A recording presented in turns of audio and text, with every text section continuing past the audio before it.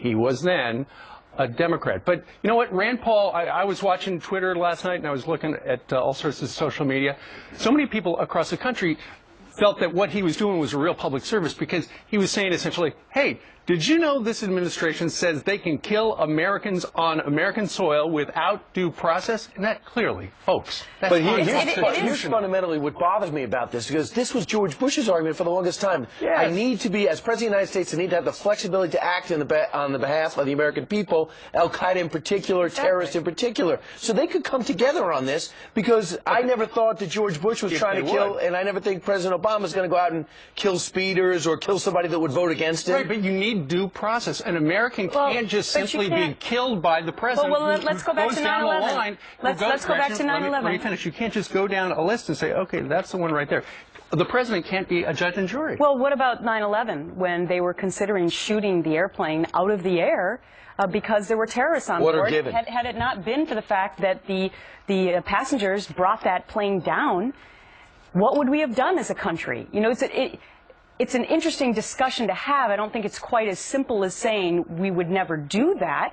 We can't imagine what life was like before 9/11, and things changed at that time. So it is an interesting discussion, but I don't know if it's quite so black and white. No, it is black and white right now. It is unconstitutional the way the Constitution reads, but, you know, they've got all these legal opinions that the administration has where they say we can do this. We just need to see, we need the transparency. Well, if Al-Awlaki is sitting in a Washington restaurant, and we know that he is as vile as and possibly more cunning, and he turns up in disguise, and for some reason he walks out, and we can't get for whatever reason, we can't get a direct shot at him, but we can shoot him out of the sky, and we become very precise.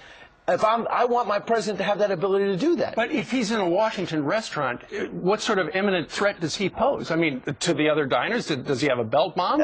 Put it this way, he has operatives in order. He's got plans on the move. He doesn't actually do the crime. He perpetrates the crime. We just need rules regarding how it would be done in the future. But that shows you they can come together on this. But how do they, let's just pan it out a little bit more. How do you legislate that? How do you say, if they're in a coffee shop and there's only 2 other American citizens with them, you can take out the terrorist? I mean, well, I can tell you what they're discussing. Difficult. They're discussing a FISA court for drones, where you have an emergency system where the President of the United States is on the line. Guys, I need permission to go take out this guy. He's at 48th and 6th Avenue. Okay, an unfortunate address. Okay. He's at 53rd and 53rd and 8th, yeah.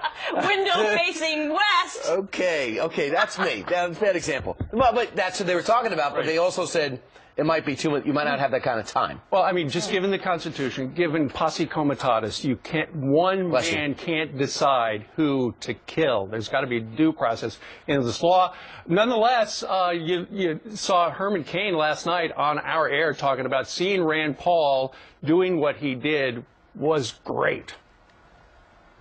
I think it is refreshing to see a real filibuster because it underscores the way our government was set up, such that you couldn't have an administration or any branch of the government shove something through that might be in the worst interest of the American people. The other thing that a filibuster does, a real filibuster, it gives the American people time to begin to get familiar with some of the facts of the situation.